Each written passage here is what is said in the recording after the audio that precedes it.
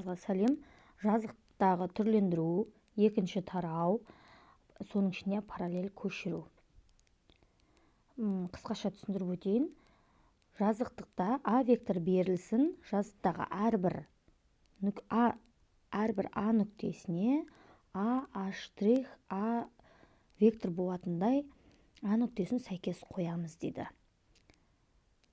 А' векторы А векторына тең болатындай А нүктесіне А' нүктесі сәйкес қойылатын бейнелеу жазықтықты А векторына параллель көшіру деп атаймыз. Мәселен, 8-де бірінші есеп. Яғни, мына арақашықтыққа мына арақашықтық сәйкес келу керек. Қазір тағы алдағы есептерде толығырақ түсіндіретін болам. Білу керек қасиет параллель көшіруде нүктелердің арақашықтығын сақтайды. Екінші қасиеті параллель көшіруде кесіндіге, сәулеге, түзуге көшіріледі. Үшінші білу керек қасиет параллель көшіру бұрыштарының шамасын сақтайды. Мына бұрыштардың шамасын сақтайды. Мына бұрышқа тура келу керек. Кесіндіні сақтайды, арақашықтық сақтайды. Сол нәрсені білсек, параллель көшіру бізге оңай болады. Мына жерде, суретте А векторына, мына жерде А векторы. Бірдей арақашықтықта көшіп отырады. Мына вектормен, мына бұрышпен, мына жерде А векторы. Әрбір бұрыш А векторын сақтап тұр. Мына жердің барлығы бірдей А векторы. Яғни, А вектордан 5 болса, демек мына арақашықтың бәрі 5. Мына шетпен, мына шетте бізде А векторын сақтап тұр. Әрбір бұрышы сонда бірдей арақашықтық, кесінді де, бұрышы да барлығы бір-біріне тең болу керек. Бірінші есепте А нүктесін А векторына параллель көшіргенде алынған А' нүктесін салыңдар дейді. Дәл сондай 8-де 6, 8-де 7, 8-де 8 есептер берілген. Сол 8-де 7 есепті мен түсінікті болсын деп 1 мен 2-ні бірге шығарайын. 4-ші есепті мына есеппен бірге шығарайын. Мен сразу А' нүктесі емес, бұл жерде барлық нүктесін табайын. Жақсы, бірінші есепте түсінікті болсын деп өзін шығарайын. Қараймыз. Мынау есептің басы. Осы есептің басын А нүктесімен есептейміз. Яғни, мына басына жету үшін мен мына 2 бірлік төмен жылжыттым.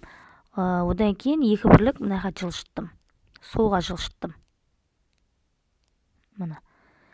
Бұлай. Енді тура соны қайталаймын. Басынан қайталаймын. Яғни, солға жылжытсам, мен керісінше оңға жылжытам. Және 2 бірлік жоғары жылжытам. Сонда А' нүктесі мына жерге барады. Мына жер сонда А' нүктесі болды. Мына векторымыз, мына жер А векторына айналды сонда. Мына жерді мен бояп көрсеттім. А нүктесі А' нүктесіне А вектор мынанша есе параллель көшті. Яғни, бізде қасиеттер бойынша айтылға болатын арақашықтық, сәуле бойынша түзу, бұрышымен бірдей көшу керек деп, осылай параллель көшіруге болады. Дәл сол сияқты екінші есеп табайын. Екінші есеп 8-де 7, бірінші есептің екінші суретімен екінші есеп қатар алайын. А-В кесіндісі А векторына параллель көшіргенде алынған А'-В' кесіндісін салын. Яғни, мен мынаның векторын мен жоғары бұлай бағыттайын. Онда төбесі, басы мынау болады. Бас арқылы шығарам. Яғни, басын 2, 1, 2, 3, 4 бірлік жоғары және 1 бірлік солға жылжытам. Сол сияқты мына ұшынан бастайым. 4 бірлік болса, 1, 4 бірлік және 1 бірлік солға жылжысам, мына жер менің А' бірлік пайда болады. Мына А'. Бұны да дәл солай қайталаймын. В-да 3 бірлік жоғары, оңға 2 бірлік жылжытам. Міне 3 бірлік жоғары, 2 бірлік оңға жылжытты. Міне мына жер В штрих пайда болды. Пайда болған кесіндіні мен қызылмен қостым. Міне қосып жатырмын. Мына А векторым бар ғой. Мына А штрих векторын, В штрих векторын қосып отыр. Мына вектормен қосып отыр. А векторы мынау, мына жерде А векторы. Параллель вектор, параллель көшіп отыр деген сөз осы. Төртінші есебім 8-де 8 суретке қатысты екен. Осы бойынша шығарайық енді. АВ кесіндісінің А векторын параллель көшіруге алынған үшбұрышты саламыз. Бұл жерде пайда болған үшбұрыш керек бізге. Яғни бізде бірінші мына А векторына жету үшін мына басымны ғой, басынан бастаймыз дедім. 2 бірлік жоғары және 1 бірлік солға жылжытам дедім. Сол сияқты мен мына жерде 2 бірлік жоғары, 1 бірлік солға жылжыттым. Сонда пайда болған вектор мына жерім А штрих вектор. 2 кесінді 1, жоғары қарай 4. Мына жер С штрих. Енді В-ны табам. В бізде мына жерде солға қарай 3 бірлік, жоғары 1 бірлік. Солға қарай 3 бірлік, жоғары 1 бірлік. Мына жерім менің В штрих болды.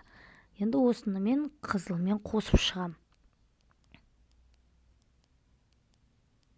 Мына.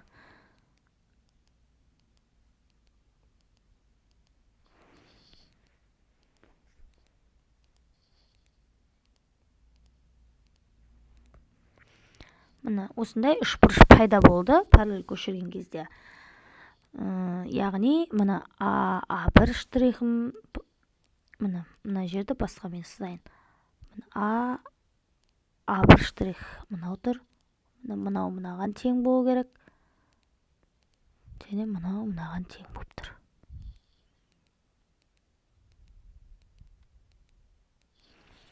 Түсінікті деп ойлаймын. В векторы мына жерде бір вектор солға, бір вектор төмен болып тұрса, тура соны қайталайын. Бір вектор керісінше жоғары, бір вектор солға. Мына жер В вектор болады.